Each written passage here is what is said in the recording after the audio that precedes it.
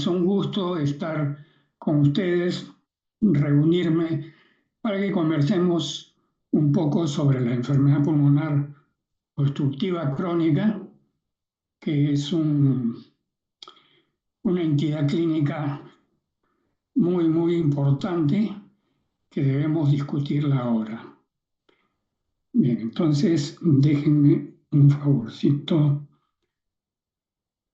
Vamos a colocar esto.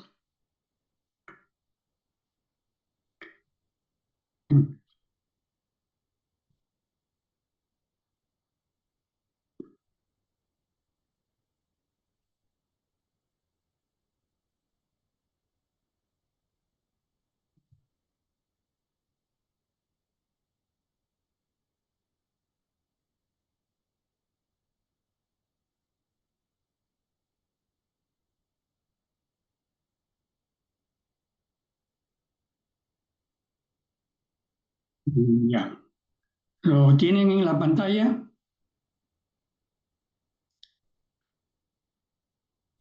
Sí, sí se ve, doctor. Y ya, perfecto. Entonces vamos a empezar. Vamos a empezar.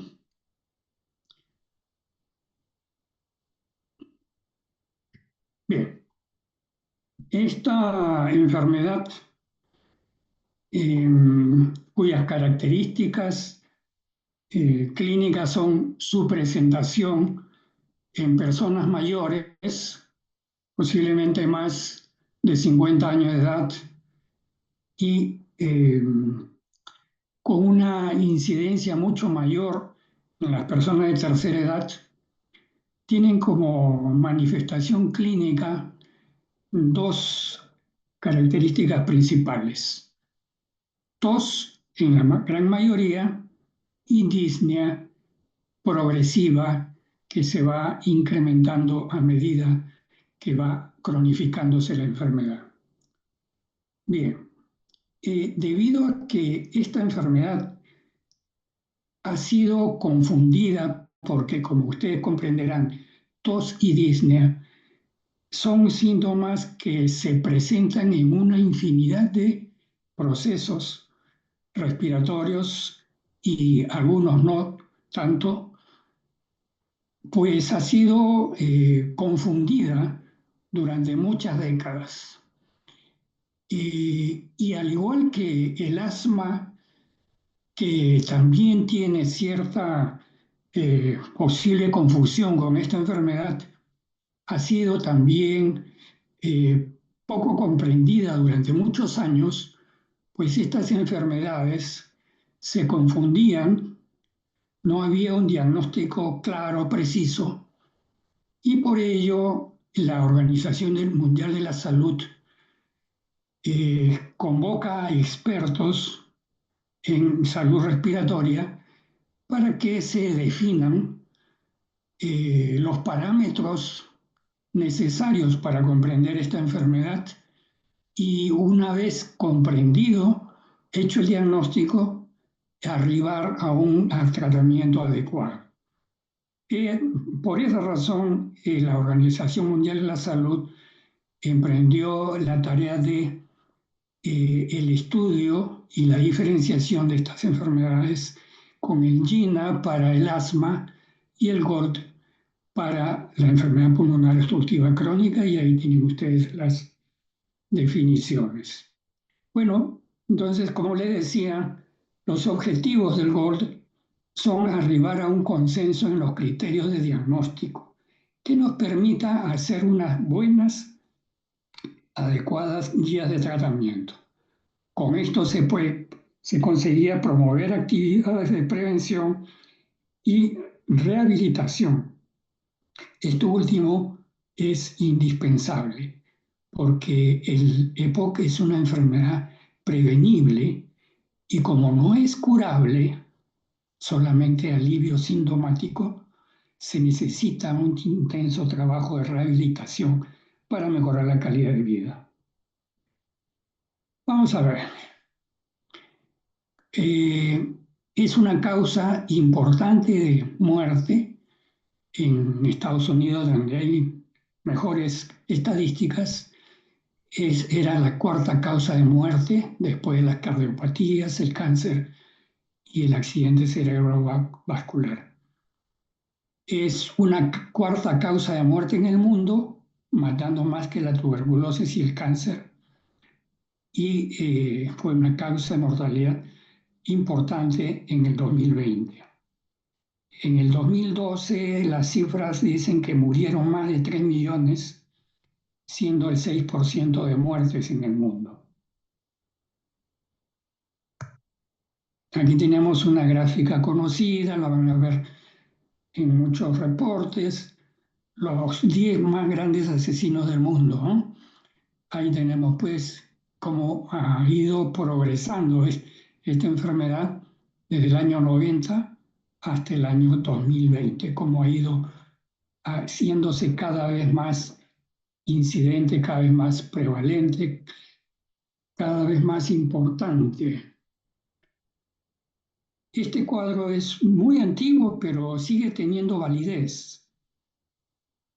Todas las enfermedades importantes como las enfermedades cardiovasculares, las enfermedades cerebrovasculares han ido disminuyendo en su incidencia y en su mortalidad a medida que han ido mejorando las técnicas de estudio y de tratamiento. Sin embargo, el EPOC sigue en ascenso a pesar de que se sigue descubriendo mejores formas de tratamiento.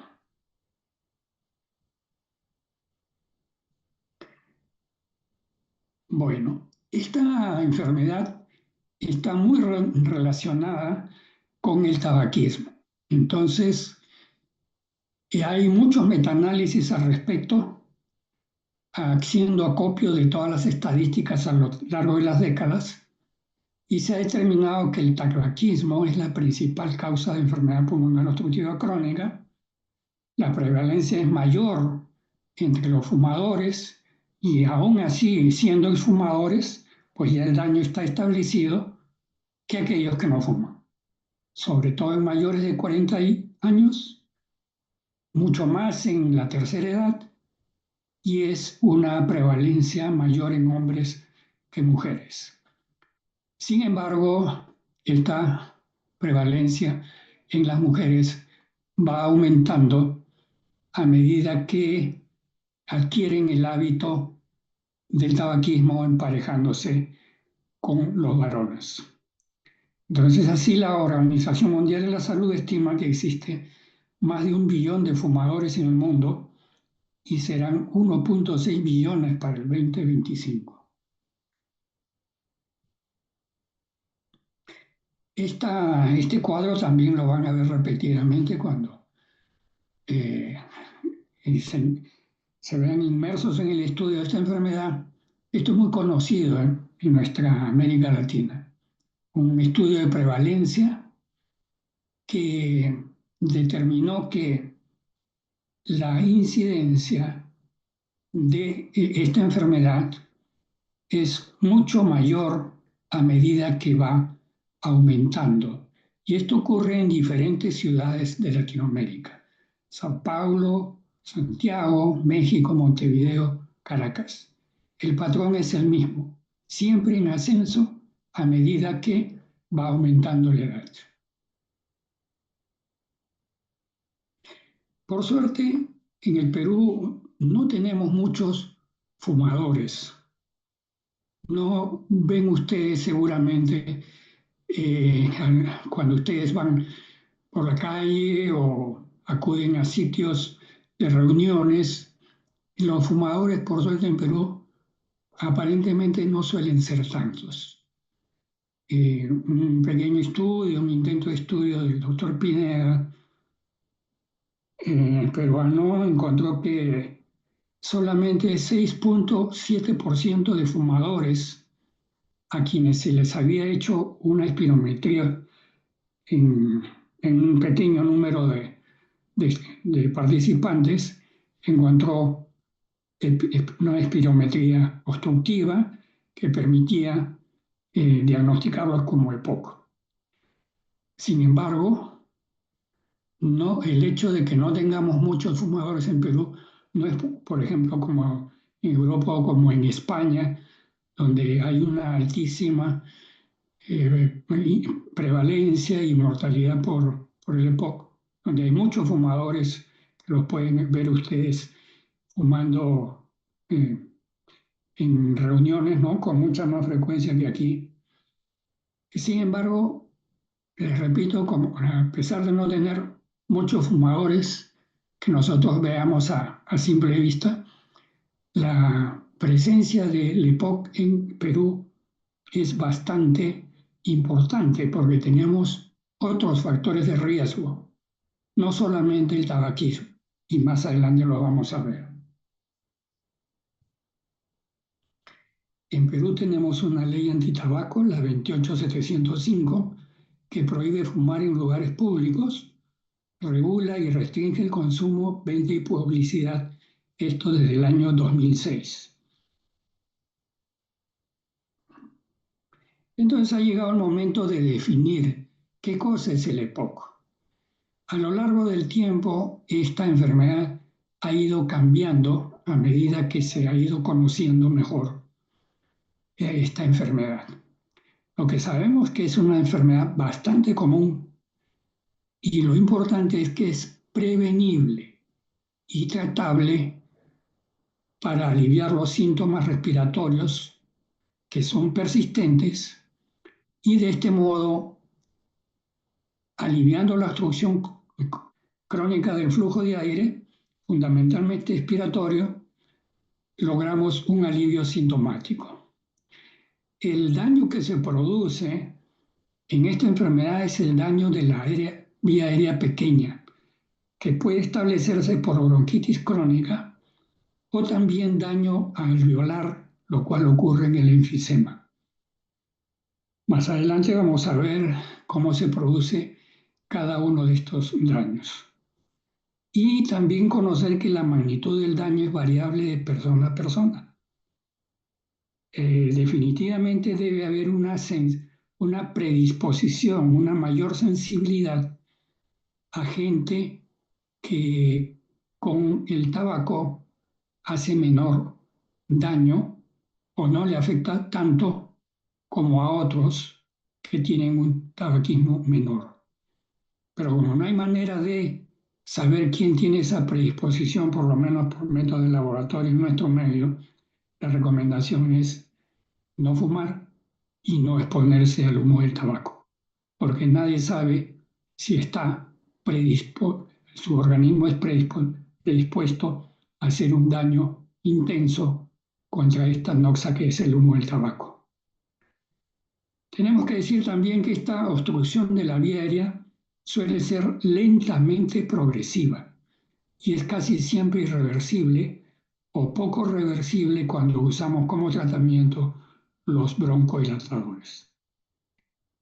En suma, este daño es causado por una exposición prolongada a partículas o gases nocivos. Entonces, hablemos un poquito de la bronquitis crónica. Se define como bronquitis crónica la presencia de tos y o expectoración durante más de 3 meses por año y durante más de 2 años consecutivos que no sean debidas a otras enfermedades conocidas. Aquí tenemos, por ejemplo, una radiografía de un paciente con enfermedad pulmonar obstructiva crónica que tiene una combinación de bronquitis crónica que en una placa se ve como unas radiopacidades blanquecinas. Ustedes las pueden observar bien, ¿no? Hay unas radiopacidades parailiares, pero también tiene zonas de enfisema, como en estos lados, en los lóbulos superiores, y un aplanamiento del diafragma debido a un atrapamiento de aire.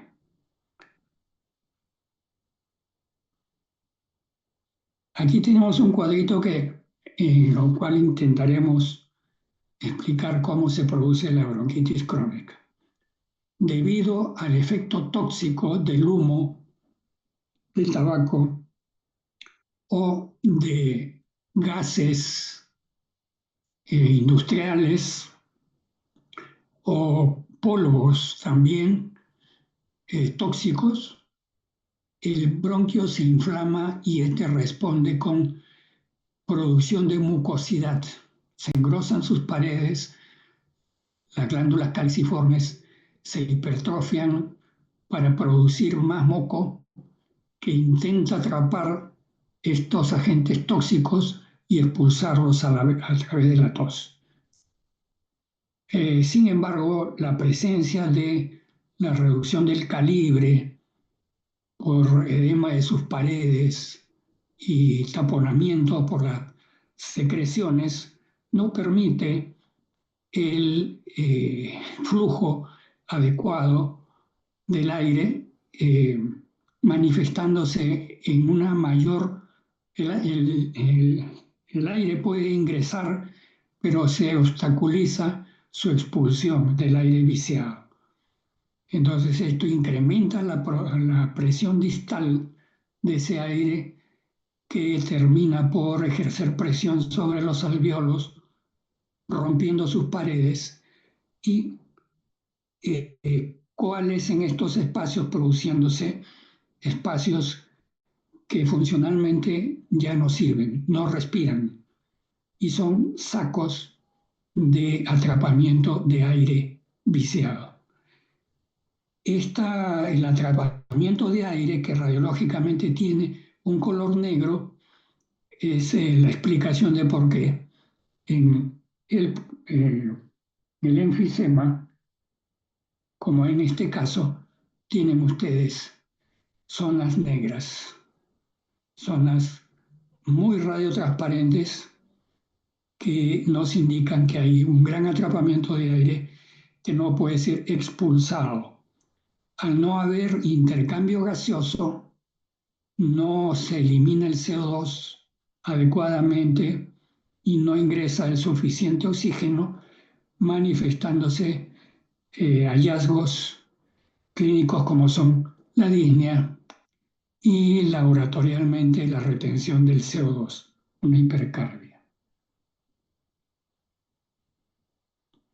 Aquí tenemos pues otro cuadrito para explicarnos, debido a lo que les mencionaba, la rotura progresiva de estos saquitos alveolares que van coalesciendo y finalmente terminan siendo un gran espacio de acúmulo de aire que no se puede oxigenar. Entonces hablemos de los factores de riesgo para el EPOC. Ya lo dijimos, el humo de tabaco ambiental, fumar cigarrillos de tabaco u otros, polvos y sustancias químicas laborales, contaminación ambiental. Generalmente más intenso si ocurre en espacios cerrados, pero también pueden ser espacios abiertos, ¿no? Entonces, ejemplo de espacios cerrados, el tabaco que se fuma dentro de un hogar donde no hay adecuada ventilación, o de espacios, también, por ejemplo, en la bosta, en la sierra, en las zonas alejadas donde no llega la posibilidad de utilizar adecuados eh, para la combustión domiciliaria, ¿no? Para la preparación de los alimentos. En la sierra suele utilizar una mezcla de paja con excrementos secos de animales, lo que se denomina bosta, y el uso de este material dentro de los domicilios tan pobres que no tienen mayor ventilación es una explicación de por qué tenemos regular cantidad de pacientes con EPOC con este antecedente. Y un ejemplo de espacios abiertos, por ejemplo, aquellos trabajadores en el campo que durante la zafra, que es la quema y recolección de la caña de azúcar, ¿no? También las infecciones respiratorias en la niñez, infecciones repetidas, son factores de riesgo para EPOC y obviamente todo relacionado a la situación socioeconómica. Bueno, aquí es lo mismo que hemos mencionado ya. Aquí vamos a hacer un paralelo de cómo la inflamación la inflamación de la vía aérea va a terminar en su obstrucción. En las vías aéreas pequeñas, inflamadas, con el tiempo, debido a la inflamación crónica, por zonas en la vía aérea se va produciendo reparación con fibroblastos. Entonces, debido a la cronicidad y a la severidad de la inflamación, con el tiempo, esta vía aérea deja de tener un calibre adecuado y se va reduciendo este calibre, eh, produciendo una obstrucción de la vía aérea. Y en el caso de la pérdida de la estructura alveolar por la toxicidad del agente que resulta ser una noxa para el aparato respiratorio, se va perdiendo la estructura alveolar y por tanto va disminuyendo la elasticidad del pulmón. Un pulmón normal tiene capacidad de elasticidad durante la inspiración y la expiración. Esta capacidad de elasticidad hace que al contraer sus fibras elásticas dilaten el bronquio. Pero cuando se pierde esta normal estructura alveolar, esa elasticidad se pierde y el bronquio no tiene quien le normalice su diámetro. Es por eso que se va perdiendo también por allí el calibre normal de la vía aérea. Ambos procesos terminan pues en la obstrucción crónica de la vía aérea. Aquí vamos a hacer un pequeño paralelo entre el asma y la enfermedad pulmonar obstructiva crónica. En el asma hay un agente sensibilizante que inflama las vías aéreas a través de los eosinófilos. En cambio, en el EPOC hay un agente tóxico que inflama las vías aéreas a través de la presencia de macrófagos y neutrófilos. Pero ambos concurren en la reducción del calibre de la vía aérea, limitando lo que conocemos como el volumen expiratorio forzado al primer segundo. Más adelante lo vamos a ver, pero brevemente les explico. El volumen expiratorio forzado al primer segundo es una cantidad de aire que medimos cuando a un paciente frente a un espirómetro, que es el que mide los volúmenes y flujos de aire, cuando le ordenamos que tome aire todo lo que pueda y una vez que ya no pueda más, elimine ese aire lo más rápido y violento que pueda. Entonces el espirómetro lo que hace es medir ese volumen que sale en el primer segundo del soplido, solo el primer segundo. Y entonces, obviamente, si una persona tiene un calibre de la vía aérea normal, entonces el volumen expiratorio forzado al primer segundo será un volumen que está codificado en las tablas que representa normalidad, es decir, su aire sale normal en cantidad y en tiempo. En cambio, una persona que tiene EPOC va a ver limitada su expulsión de aire. El aire va a salir, el BEF1 va a salir en una menor cantidad y se va a prolongar el tiempo que necesita para eliminar el aire que había ingresado a sus pulmones. Entonces, en ambos procesos, tanto en asma como EPOC, el volumen expiratorio forzado del primer segundo está reducido. Pero la diferencia es que cuando a estos pacientes, luego de hacerles el primer registro, les hacemos inhalar un broncodilatador como el salbutamol, unos 15 minutos después de eso volvemos a hacerle un control y en la espirometría vemos que si el paciente es asmático, hay una completa reversibilidad, mayor del 12% y mayor de 200 mililitros de SBF1. Es decir, que el broncodilatador en el asmático funciona, relaja su vía aérea y el calibre de la vía aérea se normaliza luego de usar un broncodilatador.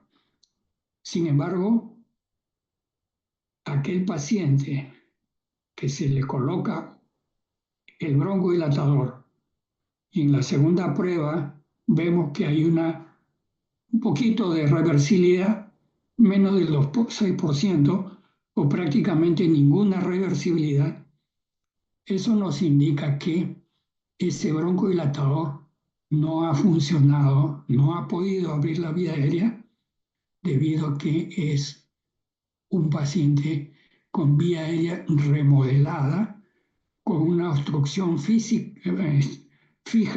obstrucción física que ya no es capaz de broncodilatarse frente al medicamento en aerosol. Entonces, por eso la utilidad de frente a pacientes con síntomas de obstrucción de la vía aérea, realizarles una espirometría que nos permita diferenciar si es muy reversible, probablemente es asma, y si es poquito o nada reversible, es un paciente con enfermedad pulmonar obstructiva crónica.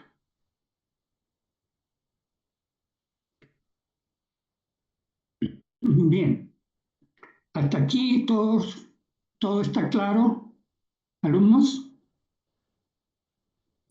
Sí, doctor. Perfecto, entonces podemos seguir.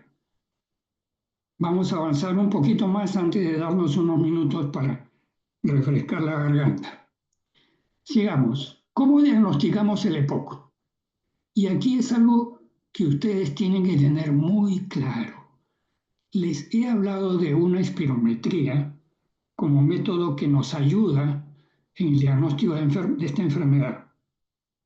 Pero, ¿a quién le vamos a hacer la espirometría?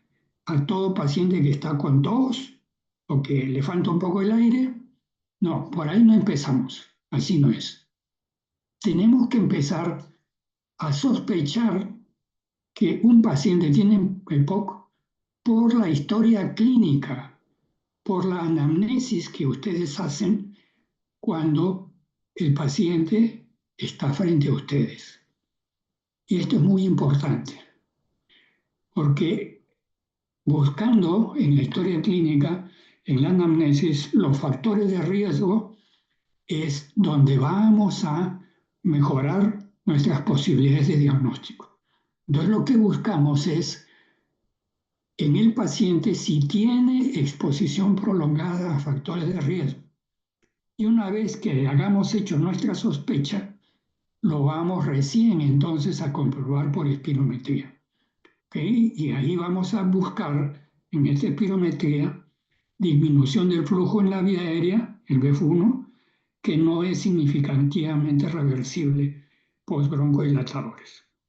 Recuerden bien este concepto, ¿eh? Significativamente reversible, ¿ok?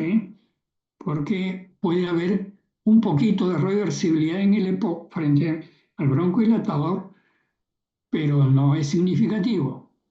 Significativo es más de 12% o 200 centímetros cúbicos de mejoría luego del uso del broncodilatador.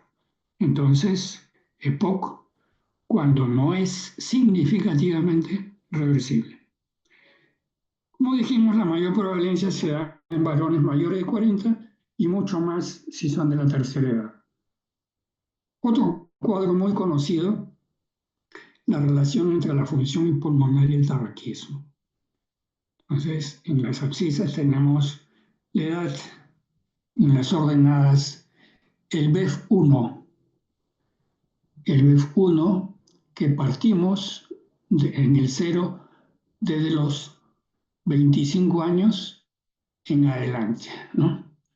Miren, entonces, a medida que va aumentando la edad, la curva de función pulmonar, es decir, la medición del BEF1 o FEP1, va disminuyendo.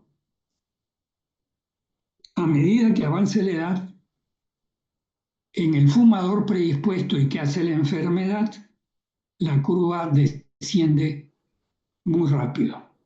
Es la flechita que dice fumador predispuesto, como cae la curva del BEF1. En el fumador no predispuesto, aparentemente la caída es mucho menor. Entonces ahí la explicación de aquel que conocemos que fuma como chino, pero que aparentemente no le pasa nada. En cambio hay otros fumadores predispuestos que no fuman tanto, pero que el daño es muy relevante. Obviamente lo ideal es la curva del no fumador, que mantiene su BEF1 bastante alto a pesar de una edad muy avanzada. Si el paciente deja de fumar por una buena temporada, lamentablemente no se acerca a la curva del no fumador. Es decir, el hecho de abandonar el tabaquismo después de un tiempo no normaliza su pronóstico.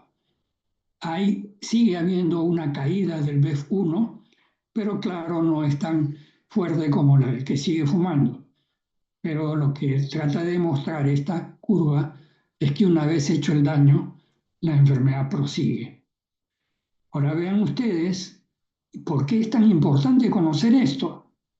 Porque miren, los estudios nos dicen que el paciente con un BEF1 aproximadamente del 30% ya está con una disnea significativa.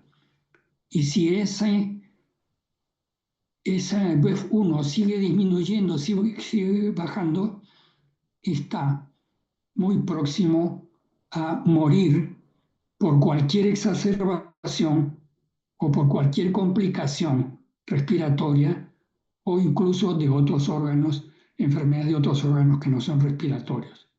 Es así que un paciente con EPOC y un BEF1 muy bajo, es probable que si hace una neumonía no sobreviva a ella.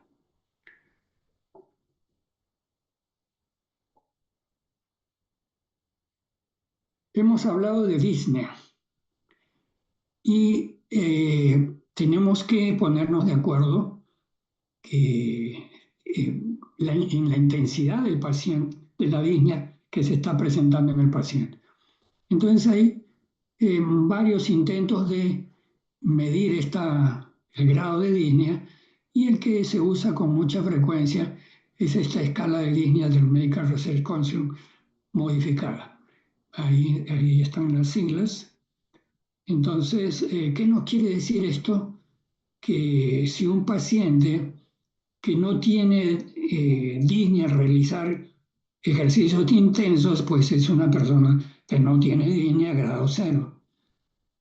si anda al andar deprisa en llano o al andar subiendo una pendiente poco pronunciada, tiene disnea, será un grado 1. Y así nos vamos hasta el grado 4, donde dice que la disnea le impide al paciente salir de casa o él tiene disnea a actividades tan habituales como vestirse, asearse, de vestirse, ¿no? Esto nos permite que todos hablemos sobre la disnea poniéndonos de acuerdo en qué es, ¿no? Bueno, aquí hay otra escala, la vamos a pasar, o la anterior es la más frecuente. Esta curvita, también muy antigua, pero muy ilustrativa para ver cómo es la curva espirométrica en un paciente que no tiene EPOC, que está normal, y otro que sí tiene EPOC. Entonces veamos, tenemos en las abscisas los segundos y en las ordenadas los litros. ¿Qué nos dice esta curva? Miren, la curva inferior, que es la curva de una persona normal, ¿no? Esta curvita, nos dice que al primer segundo subimos por acá y corremos hacia la izquierda y tenemos que al primer segundo un paciente normal puede expulsar aproximadamente 4 litros o muy cercano. Por decir, en esta tablita nos indica que el BEF1 en un paciente normal es 4,15 litros. ¿Qué pasa en un paciente con enfermedad pulmonar obstructiva crónica? Al mismo primer segundo, como tiene la vía aérea obstruida de calibre menor, entonces hay una dificultad para que elimine ese aire. Entonces el primer segundo ya no tiene 4,15 litros, tiene solamente 2,35, ¿no? E igual ocurre con la capacidad vital forzada, que es un volumen ya, el volumen de todo lo que ingresa y todo lo que sale, ¿no? Reducción de 5 litros a 3,9. Entonces, esta curva pues es representación clara de un paciente que tiene enfermedad pulmonar obstructiva crónica, por supuesto teniendo en cuenta que ya se le han hecho pruebas anteriores y no es reversible frente a un broncodilatador. Pero aquí lo importante es lo siguiente, saber en qué cifra podemos decir que un paciente tiene EPOC. Por eso se hace un cociente dividiendo el volumen expiratorio forzado al primer segundo frente a su capacidad vital forzada. Esto significa que medimos la capacidad vital forzada, sabemos cuántos litros entra y sale en ese pulmón en total, y luego medimos el BEF1, es decir, solamente aquella porción que salió en el primer segundo en forma rápida y violenta. Y al hacer un cociente obtenemos una cifra. El paciente normal tendrá 4,15 sobre 5,2, el 80%. Y un paciente con SPOC tendrá 2,35 entre 3,9, 60%. ¿Ven? Entonces, la OMS nos indica que un paciente que tiene como punto de quiebre menos de 0,7 o 70% y a quien se le ha hecho la prueba de broncodilatador luego de un basal y resulta que este cociente es menor de 0,7% y con factores de riesgo, entonces podemos definir que este paciente tiene enfermedad pulmonar obstructiva crónica. Bueno, nos tomamos unos 3 minutos para que todos nos oxigenemos y luego continuamos. ¿Les parece bien? Está bien, doctor. Listo, entonces en 3 minutos estamos nuevamente juntos.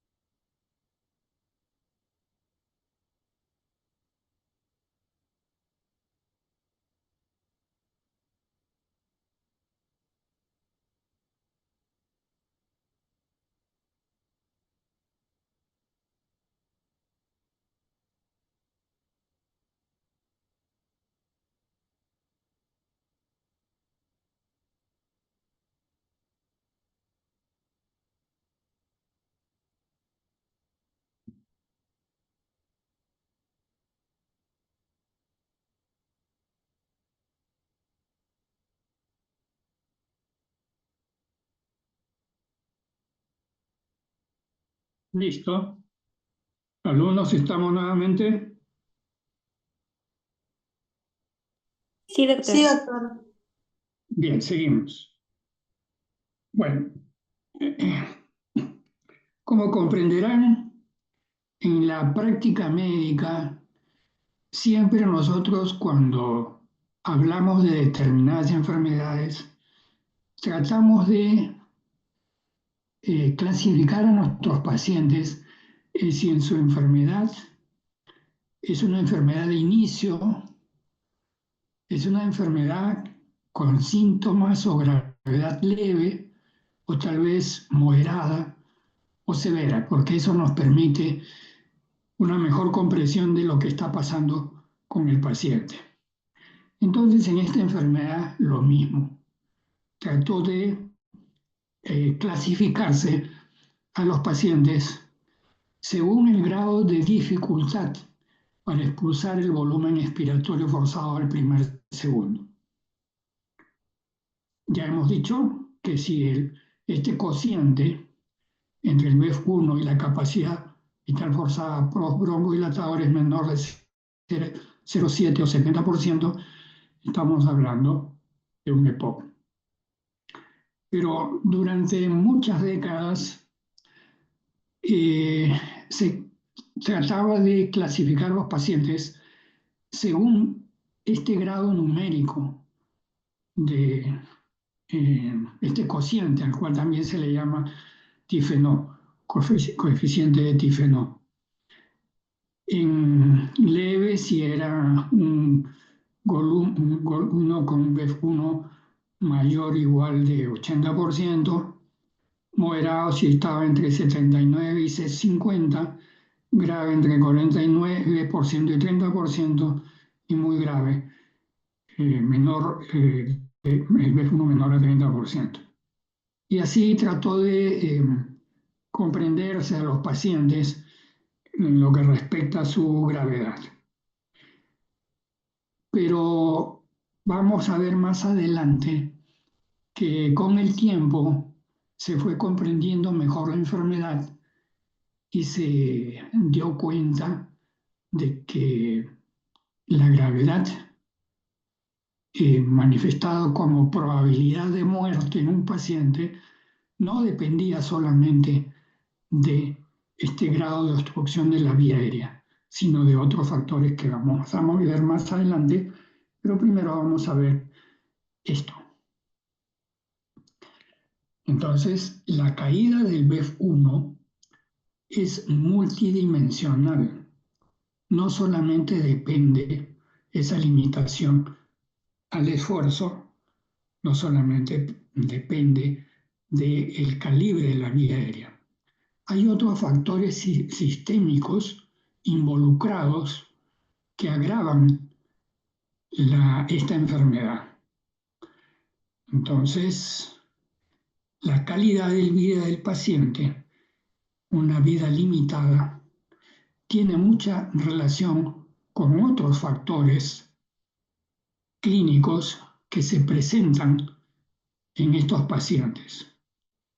Y si este paciente tiene tendencia a exacerbar, es decir, dentro de una enfermedad crónica prolongada en el tiempo, hacer abruptos empeoramientos conocidos como exacerbaciones, si este paciente tiene predisposición a esto, entonces un riesgo de mortalidad es mayor. Como verán, entonces no era solamente el grado de reducción del calibre de la vía aérea, el grado de obstrucción.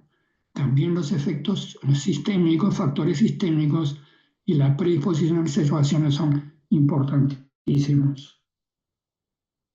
Entonces, por esto ha habido cambios conceptuales y hay múltiples estudios que evidencian que el paciente con EPOC empieza a hacer también disfunción multiorgánica y que esta disfunción tiene un valor pronóstico que va a empeorar en la medida que se presente. ¿Qué va a pasar? Aquí vemos en el cuadrito que un EPOC tiene marcadores inflamatorios altos en sangre. Todos los marcadores que ustedes conocen, ¿no? Las interleuquinas, el PCR, el fibrinógeno, el factor de necrosis tisular, leucocitosis, en fin, muchos de estos marcadores que están circulando. Y si en estos pacientes se presentan complicaciones cardiovasculares, son pacientes que debido a la disnea ya no pueden a veces ni alimentarse bien, empiezan a tener ansiedad, depresión, ¿no? Tienen problemas de movilidad, pueden hacer anemias importantes, osteoporosis. Todas esas complicaciones clínicas asociadas al EPOC van marcando el deterioro físico del paciente. Entonces se han identificado fenotipos en el EPOC. Es decir, todos los pacientes con EPOC, no todos son bronquíticos crónicos, no todos son enfisemas puros, a veces hay una mezcla de bronquitis crónica con enfisema. Hay como factor de riesgo también el asma bronquial, que si un paciente asmático es del tipo crónico y de severidad muy importante, en el transcurso de su vida, pues este paciente como asmático responderá un buen tiempo a los broncodilatadores, pero a medida que se va cronificando el proceso, recuerden ustedes que luego de la inflamación viene la reparación fibrótica. Estos pacientes con asma crónico y severo van a reducir también su calibre de la vía aérea en una forma que ya no es reversible y con el transcurso del tiempo funcionalmente ya se comportan como enfermedad pulmonar obstructiva crónica. Y aquí en el cuadrito morado está también aquello que les mencionaba de el exacerbador, aquel que tiene predisposición a hacer abruptos cuadros agudos dentro de su cuadro crónico, tiene un pronóstico muy malo. Entonces, con el tiempo dejó de solamente considerarse el calibre de la vía aérea, es decir, la reducción del BEF1, como una manera de conocer a este paciente en su gravedad. Entonces, a partir del 2019, se empezó a ya darle valor junto a la disminución del BEF1, darle valor a los síntomas como la disnea. Y también se consideró el riesgo de ser exacerbador. Entonces se creó lo que es la evaluación combinada. Y por eso hay tres entradas en este cuadro. A la izquierda, el BEF1, a la derecha, el riesgo de exacerbador y abajo, la escala de la disnea. Y se creó un cuadro como el que ven ustedes ahí, donde, por ejemplo, el menos afectado sería un paciente del GOLD clase A, ¿no es cierto? Donde se ve, por ejemplo, que si vamos a buscar los parámetros, veríamos que tiene un BEF1 reducido que lo coloca en el grupo de GOLD 1 o GOLD 2, pero que no tiene una línea significativa y no tiene un factor de riesgo importante. Por eso sería GOLD 1 o GOLD 2 clase A.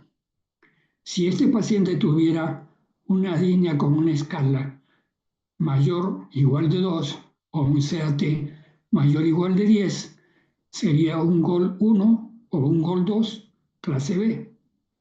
Si es que no tiene el factor de riesgo que lo clasificamos como 0, o sea, ninguna exacerbación o máximo una exacerbación en un año.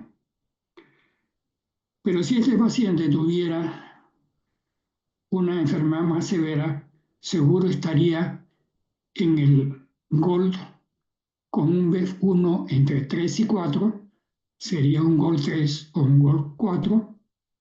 Si tiene exacerbaciones mayor o igual de 2, con una línea más pronunciada, sería un GOLD 3 o un GOLD 4 clase D.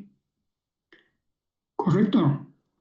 Entonces, así se clasificaba esto durante muchos años, entre el 2019 y el 2024. Pues en el 2024 se vio que esto para fines terapéuticos no se cumplía. exactamente. Y que mejor era ya no considerar las clases C y D, sino se desaparecía la clase C y D y se transformaba solo en la clase E, E de elefante, ¿no correcto?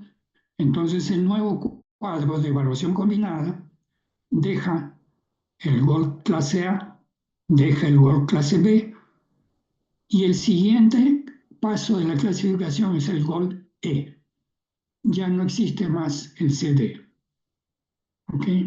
Entonces ahora hablamos de GOLD A, GOLD clase B o GOLD clase E. ¿No? Entonces, ¿por qué es importante esta clasificación?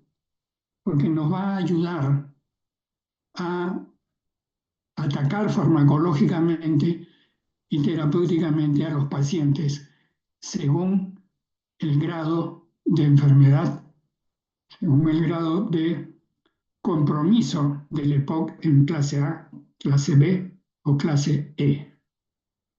Muy bien, entonces ahora tenemos que hablar del tratamiento del EPOC. Ahí tenemos que considerar si encontramos factores de riesgo, pues hay que reducirlos. Si hay tabaquismo, convencer a nuestro paciente de dejar el hábito. Si hay humo de leña, obviamente buscar mejores alternativas, reducción de la contaminación, etcétera. Pero tenemos que diferenciar el tratamiento de aquel EPOC estable, es decir, que tiene todos los síntomas que permiten su diagnóstico como EPOC, pero que con el tratamiento se mantienen con funciones vitales estables. ¿Okay? En cambio, hay otro EPOC que dentro de su cronicidad hacen episodios agudos, esto los acerca a la posibilidad de muerte. Ese es el EPOC exacerbado. Entonces, ¿qué objetivos tenemos nosotros frente a un paciente con esta enfermedad? Hay que prevenir la progresión de la enfermedad, alejando los factores de riesgo, aliviar los síntomas según los que se presenten con fármacos, mejorar la tolerancia al ejercicio, rehabilitación física, ejercicios respiratorios, movilidad, caminatas, enseñarles a respirar con la contracción del diafragma. Tenemos que prevenir y tratar todas esas complicaciones que hemos visto en el cuadrito, que son un cortejo que acompaña de otras enfermedades clínicas que acompañan el EPOC. Obviamente prevenir las exacerbaciones para reducir la mortalidad y mejorar la calidad de vida.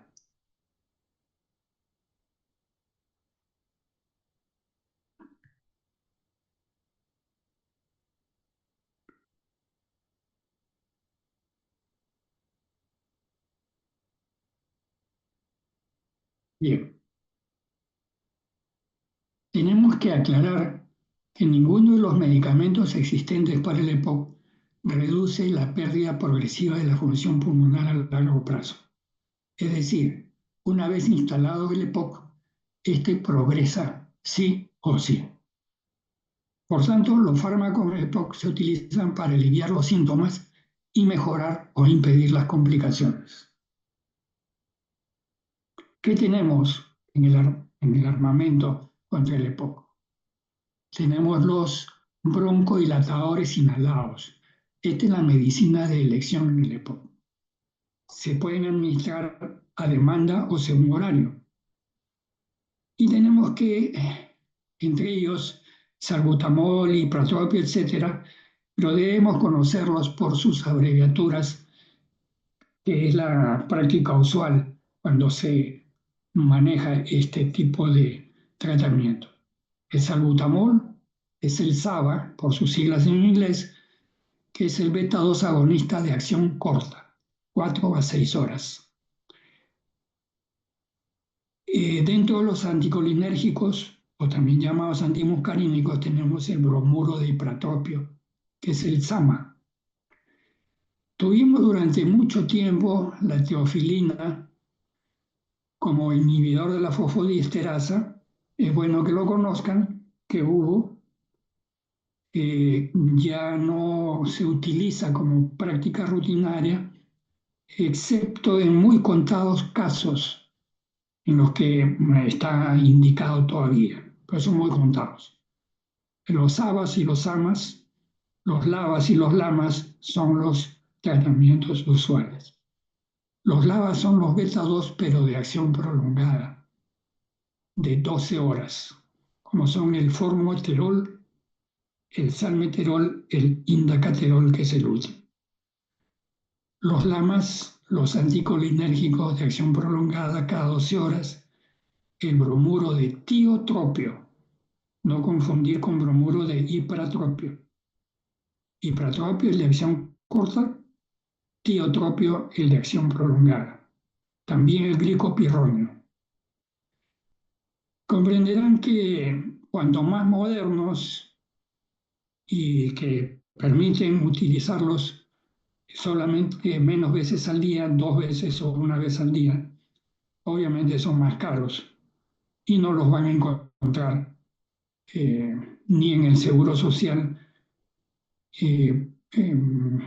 No se utilizan los modernos, en el Seguro Social, y en MINSA, pues la posibilidad de que un pacientito de MINSA lo pueda comprar no es pues la realidad, ¿no? Entonces, en ambas instituciones se siguen utilizando los ABAs y los AMAs. Si tienen la oportunidad de indicar un mejor medicamento por cuenta del paciente, en buena hora. Los broncodilatadores de acción prolongada son más eficaces en el EPOC, moderado a severo.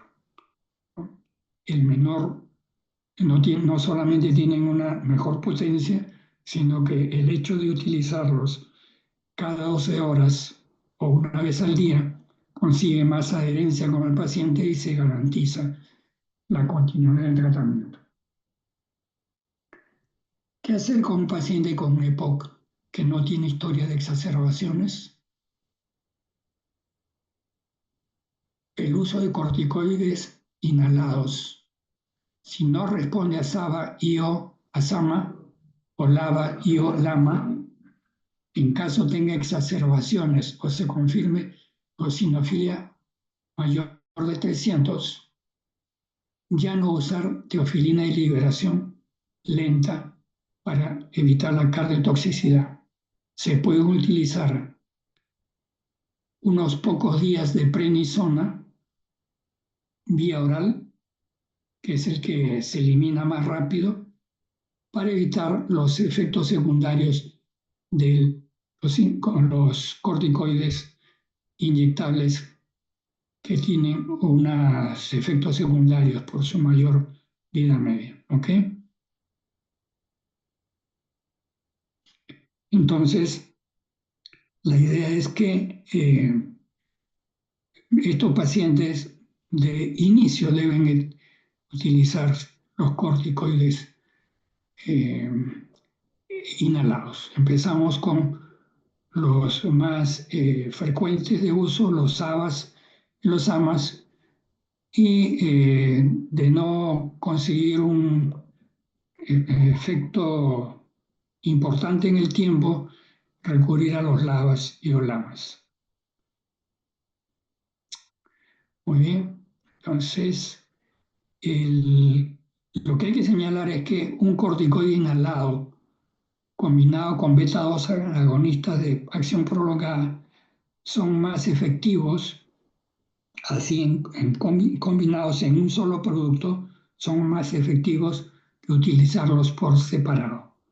Con eso se garantiza una mejor función pulmonar y se ha visto que el riesgo de exacerbaciones, este riesgo se disminuye notablemente. Esto ocurre, por ejemplo, con con un medicamento que ya usamos corrientemente, como es la combinación del salmeterol con la fluticasona. El salmeterol es el broncodilatador y la fluticasona, el corticoide, en un solo producto.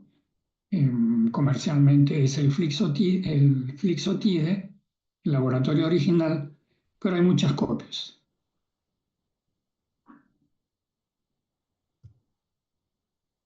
Seguimos con el EPOC estable. Aquellos pacientes se benefician con una fisioterapia respiratoria. Esto mejora la tolerancia al esfuerzo, alivia disnea y fatiga. En algunos pacientes cuya severidad de la enfermedad es mayor y ya presentan una disnea significativa con una hipoxemia que ya baja del 90% y sobre todo el esfuerzo baja mucho más y también en las horas de sueño. Entonces, en esos casos, si la hipoxemia es crónica y importante, es un paciente ya candidato al uso de oxígeno nocturno a bajo flujo, 1 o máximo 2 litros, y al menos 15 horas por día. Ya con una presión de oxígeno menor de 55 y saturación menor de 88%, hay que administrarle oxígeno, pero siempre buscando la menor dosis de oxígeno para conseguir una saturación por lo menos 90 o un poquito mayor. Si en ellos conseguimos 92 o 93, con eso suficiente. No se necesita hacerlo subir a 98, 99 como un paciente sano, porque eso solamente va a complicar la situación. Ese exceso de oxígeno hace que el cerebro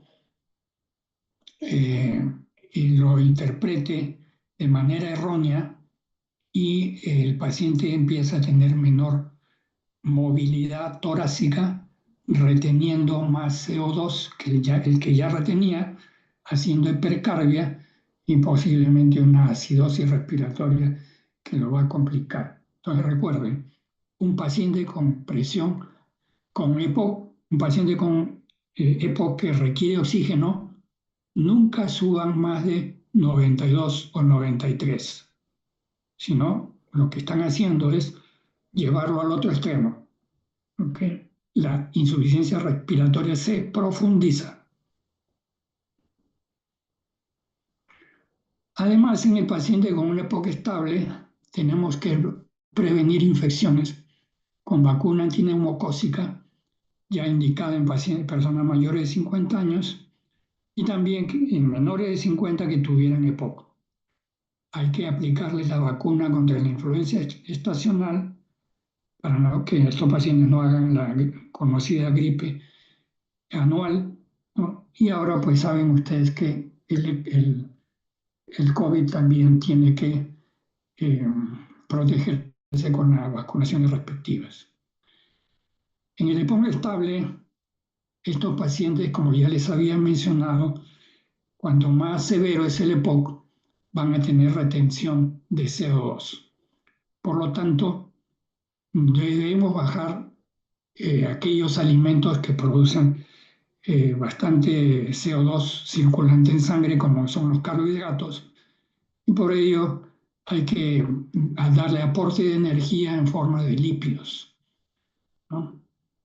Entonces hay un alimento enlatado que es el Pulmocare, que les da un suplemento energético por su composición en lípidos. Hay algunos pacientes, pocos afortunadamente, pero que cuando tienen esta complicación de hacer un atrapamiento de aire exagerado, pueden hacer bulas, o sea, zonas bulosas que pueden tomar la dimensión de medio pulmón o más. Eso obviamente va a impedir la reexpansión de los otros lóbulos y va a hacer que la disnea se incremente muchísimo. Son candidatos entonces para cirugía de reducción de volumen pulmonar por enfisema grave de los lóbulos, generalmente los lóbulos superiores.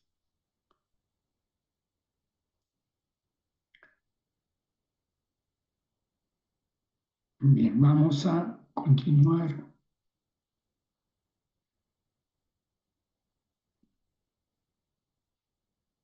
Ya hemos mencionado todo esto. Vamos a hablar sobre el EPOC exacerbado. Entonces, el EPOC exacerbado es aquel paciente con deterioro clínico, con aumento de tos, expectoración, esputo purulento, disnea, puede ser fiebre, a veces no, pero que obligan a un tratamiento adicional y muchas veces de emergencia. Generalmente se sospecha de infección bacteriana o viral, que es lo más frecuente que produce la exacerbación en un paciente con EPOC crónico, o también puede ser por contaminación ambiental. Generalmente, la mayoría de veces no se puede identificar qué es lo que está causando la exacerbación. Entonces, no perdemos mucho tiempo en eso, sino en reconocerlo y dar el tratamiento adecuado. Aquí tenemos que la anamnesis, una vez más, es importantísimo para conocer cuál es la posible causa, cuándo ha empezado y cuál es su gravedad. Como lo hemos mencionado, hay aumento o a veces también puede ser paradójicamente disminución de la intensidad de la tos porque ya el paciente ya no tiene reflejos. Aumento del volumen o purulencia del esputo, aumento de la disnea de reposo, puede haber fiebre, edema de miembros inferiores, frecuencia respiratoria elevada, frecuencia cardíaca elevada, aumento de la cianosis, uso de músculos accesorios, fatiga o incoordinación de los movimientos del tórax o movimientos paradójicos del abdomen durante la inspiración, puede haber confusión, letargia. Todos estos signos que hemos mencionado son los signos que se van observando en el paciente que ya están entrando en insuficiencia respiratoria. Bien, cuando el paciente todavía no tiene una insuficiencia respiratoria, pero ya los síntomas se han exacerbado, cuando todavía la frecuencia respiratoria está entre 20 o 30, no hay uso de músculos accesorios, no hay cambios en el estado mental, la hipoxemia mejora con un oxígeno por Venturi de 28 a 35%. Cuando en el AGA no hay retención de CO2, hablamos de una exacerbación leve, ¿no? Entonces, la siguiente clasificación es la insuficiencia respiratoria sin riesgo de muerte. Ya la frecuencia es mayor de 30 o usa músculos accesorios, todavía no hay cambios del estado mental, la hipoxemia sigue mejorando con oxígeno por Venturi, pero ya retiene CO2 encima de su basal, del que te decía, el CO2 conocido en él, o cuando este CO2 es mayor de 50 milímetros de mercurio. Estaríamos hablando de una exacerbación en grado moderado. Y aquí tenemos ya la insuficiencia respiratoria con riesgo de muerte. Frecuencia respiratoria mayor de 30, uso de músculos accesorios, cambios agudos del estado mental, confusión, somnolencia, hipoxemia que ya no mejora con FiO2 mayor de 40%, hipercapnia, PCO2 mayor de 60 o acidosis respiratoria con pH menor de 7,25. Puede haber fiebre, taquicardia, cianosis, signos de corazón pulmonar, que son cambios en el ventrículo derecho que son esperables a medida que el EPOC se va agravando. Puede haber síntomas coronarios agudos, arritmias, descompensación de comorbilidades, signos de falla ventilatoria. Entonces, esto es una exacerbación grave y tienen que aprenderlo a reconocer así, porque el paso inmediato es auxiliar al paciente con invasión de la vía aérea. ¿Okay?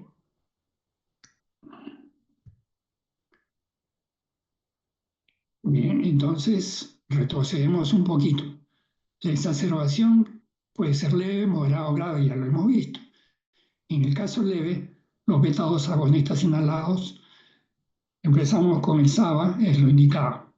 En el caso moderado, el SABA se puede acompañar de antibióticos y corticoides orales por poquitos días, oxigenoterapia según necesidad.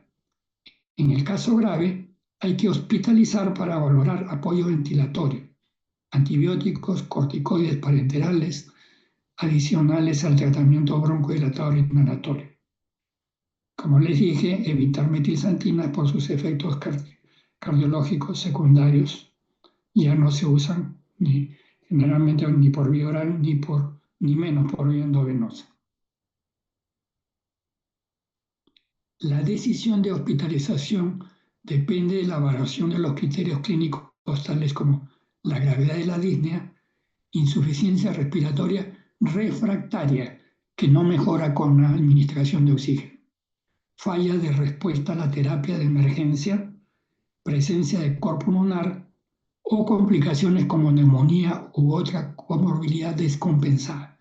Fíjense que en estos casos de exacerbación grave y que está conduciendo al paciente a la insuficiencia respiratoria casi mortal, ya vemos cómo cualquier otro factor clínico, ya no solamente el respiratorio, como el factor cardíaco, pulmonar, problemas coronarios, complicaciones como neumonía o cualquier otra comorbilidad descompensada que puede ser una diabetes descompensada, puede ser una insuficiencia hepática en el cirrótico. Si este paciente tiene todo eso, pues es indispensable hospitalizar porque esto no se puede manejar ambulatoriamente. ¿A quién lo vamos a pasar a cuidados intensivos? Un paso más, ¿ven? Cuanto más grave es el cuadro, tenemos que seguir subiendo en el tratamiento. Paciente con disnea severa que no mejora con el tratamiento intraoral. Cambios de conciencia, confusión, letargia, signos de fatiga diafragmática, hipoxemia severa a pesar del oxígeno, PO2 menor de 50 a nivel del mar, hipercapnia con pH menor de 730.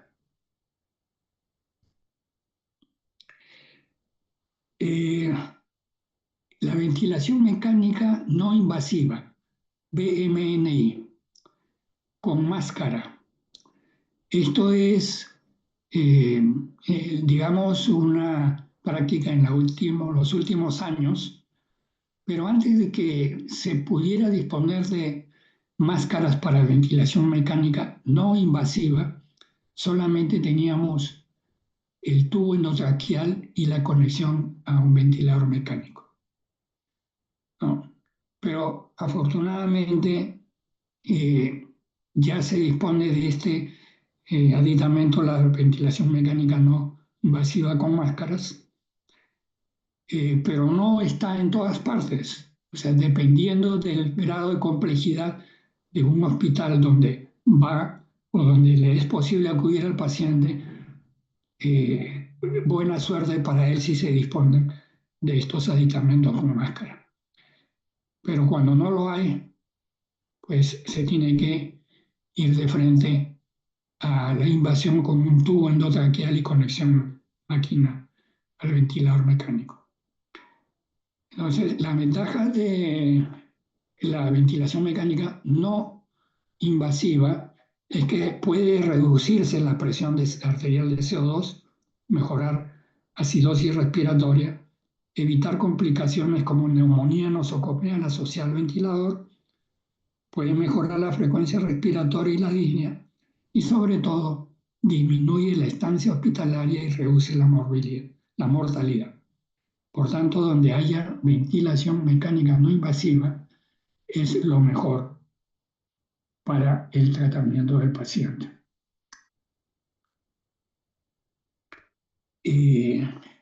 Pero también hay pequeños problemas cuando se usa este aditamento, porque hay casos en que el paciente no lo tolera, la angustia que le viene cuando está consciente y con una máscara que le sella la cara, porque la máscara tiene que adecuarse perfectamente a los contornos de la cara. Hay pacientes que se angustian y no lo toleran y se tiene que cambiar a la invasión con el tubo endotraqueal. Y cuando, a pesar de su uso de la no invasiva, cuando los parámetros respiratorios que esperamos que mejoren no mejoran, no queda más remedio que pasar a la fase invasiva con el tubo endotraqueal y conexión a ventilador mecánico. Bueno, hasta aquí son las estrategias para el tratamiento de la EPOC, tanto el EPOC estable como el EPOC exacerbado. 2 minutos, por favor, estoy de vuelta con ustedes en 2 minutos. Está bien, doctor.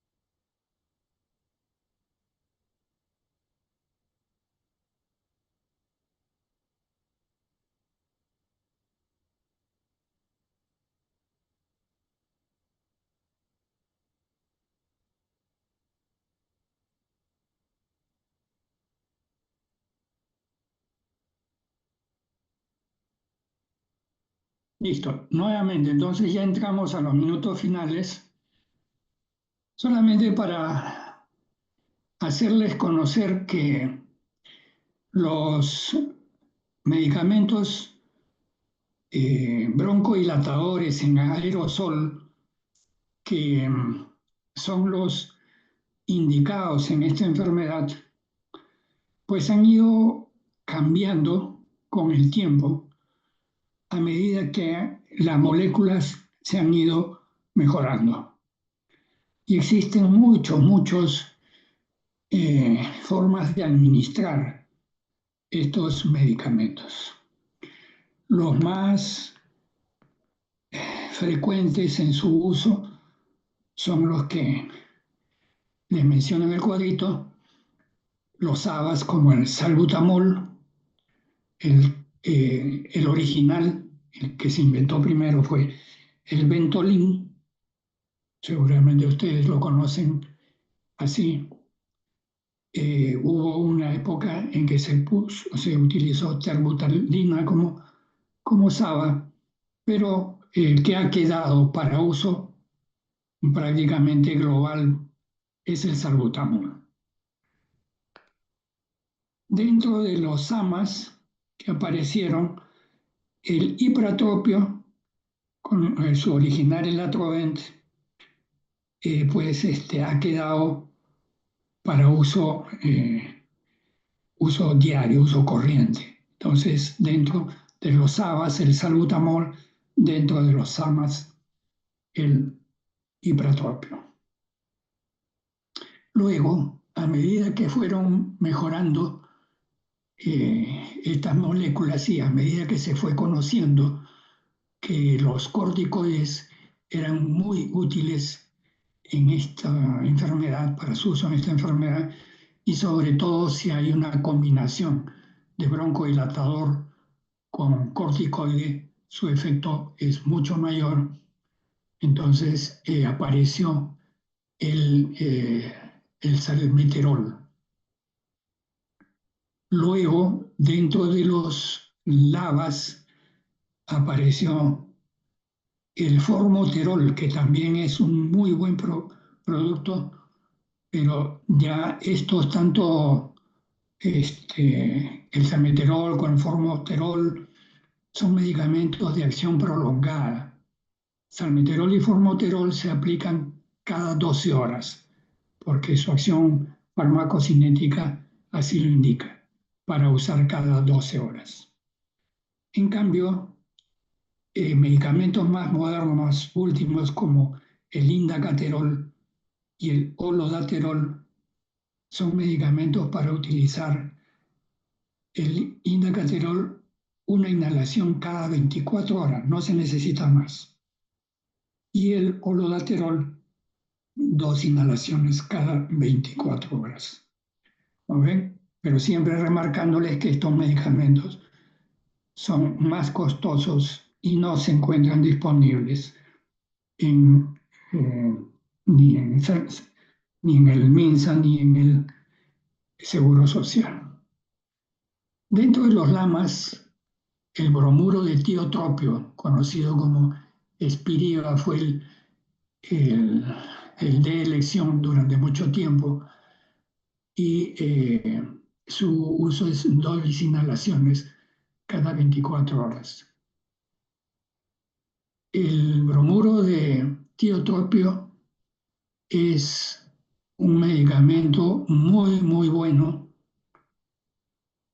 pero un poquito más costoso que lo que se puede adquirir. También tenemos dentro de los lamas aquí en nuestro medio, aparte del tiotropio, tenemos el glicopirronio. El glicopirronio es también una cápsula en polvo. Tanto el tiotropio como el glicopirronio son cápsulas con un polvo microscópico en su interior que se pone un aditamento para ser inhalado por boca. ¿Okay? No, los anteriores que hemos mencionado son sprays, son gases que se expulsan al presionar el dispositivo.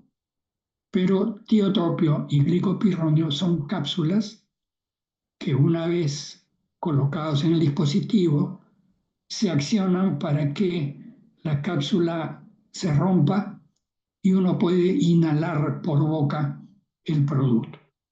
Ambos son productos sumamente buenos.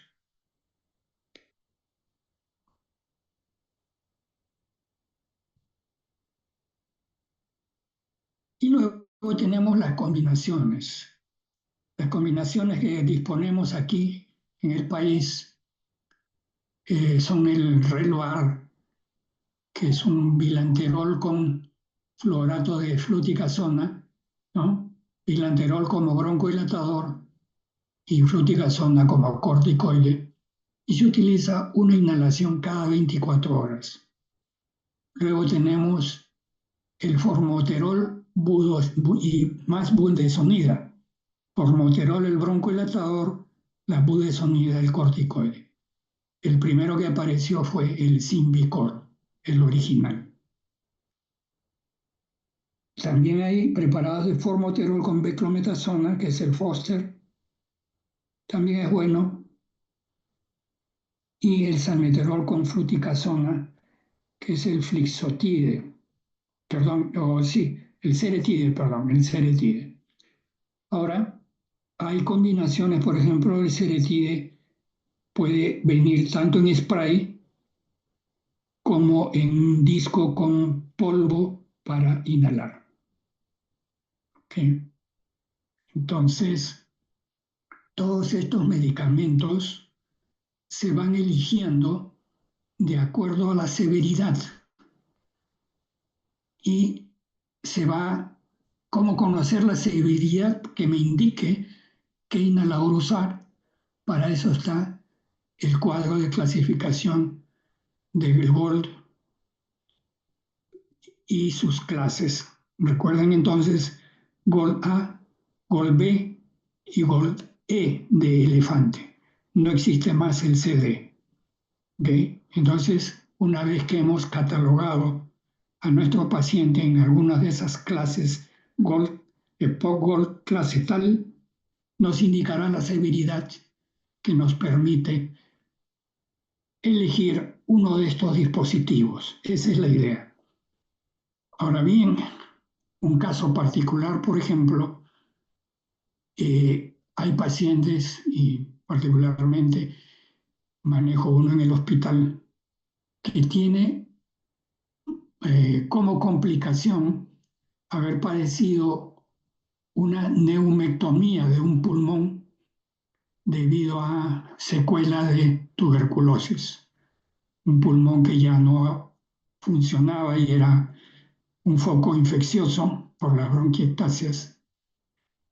Fue retirado y la paciente, el otro pulmón tenía pequeñas secuelas, pero fue capaz de compensar durante muchos años. Esta paciente fue operada en el año 2005 y ya han pasado 20 años. Y tiene la particularidad que en el transcurso del tiempo, ese pulmón, el remanente, el pulmón que quedó, tratando de compensar el requerimiento de volúmenes de aire, empezó a atrapar cada vez más aire, hacer ingresar cada vez más aire. Y se comportó pues con el tiempo como funcionalmente como un EPOC. Es decir, el atrapamiento de aire no permitía ya la reexpansión o la normalidad del calibre de los bronquios, y poco a poco, a medida que iba haciendo más obstrucción de la vía aérea, funcionalmente se comportaba como un EPOC cada vez más severo. Y ya los inhaladores de acción corta, incluso los de acción larga, ya no le permitían un alivio sintomático debido a que el volumen expiratorio forzado había bajado a 23%. ¿Recuerdan cuando les presenté las curvas de disminución del volumen expiratorio forzado, es decir, el grado de funcionamiento respiratorio a medida que avanzaba la edad iba disminuyendo, en este caso de la paciente a medida que iba avanzando la gravedad de su enfermedad, se iba reduciendo el BEF1. Y por debajo de 30, esa línea, les dije, lo vieron en el cuadro, que el riesgo de muerte es inminente. Entonces, con un BEF1 tan bajo, la paciente ya no tenía capacidad inspiratoria, es decir, no tenía fuerza para hacer ingresar el aire. Entonces, un inhalador de tipo gas o de tipo polvo, esta paciente ya no tenía fuerza para aspirar y hacer ingresar el medicamento a su vía aérea. Y la alternativa fue elegir para ella un inhalador en otra forma de presentación, como es el Spiriva. El Spiriva es un bromuro de tiotropio de uso cada 24 horas, pero no es un gas y tampoco es un polvo que hay que inhalar. Es un vapor. La molécula sale a través de un vapor y ese vapor que ingresa a la vía aérea puede viajar con más eficacia hacia la vía aérea pequeña. Y esta paciente, gracias a ese medicamento, se ha mantenido sin exacerbaciones durante los últimos 5 años. Entonces, allí hay un ejemplo de cómo conocer a nuestro paciente, clasificarlo adecuadamente, en qué tipo de GOLD está su EPOC, que nos permite elegir el medicamento más adecuado para él. Esa es la idea. Entre muchos inhaladores hay que conocer qué GOLD es nuestro paciente para poder aplicarle el mejor medicamento. Bueno, entonces con esto hemos querido dar una introducción a esta enfermedad que es indispensable que ustedes la conozcan porque ustedes saben que la esperanza de vida media en el Perú, a pesar de todas sus dificultades, también mejora y hoy en día tenemos muchos pacientes de la tercera edad y probablemente eso va a seguir siendo así. Y por tanto esta enfermedad la van a ver con mucha frecuencia. ¿Ok? Y les recomiendo que lo que hemos conversado ahora sea solamente una introducción y ustedes profundicen buscando en su internet, en el Google van a encontrar, busquen Gold 2025, que ya debe estar en las últimas recomendaciones. Y ahí van a poder con calma ver todos estos datos que les he presentado porque estos datos son basados en el gordo. ¿Ok? Entonces, en este momento damos por finalizada la clase, pero antes, ¿tienen ustedes alguna pregunta, algún punto que podamos aclararlo en este momento?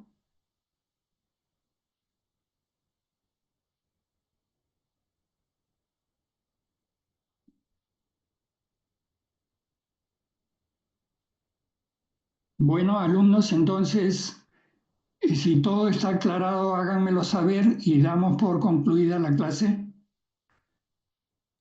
Muchas gracias, doctor. Hasta luego. Muchas gracias. Bien, Gracias, listo. doctor. Muy bien, a ustedes. Entonces nos desconectamos y hasta la próxima.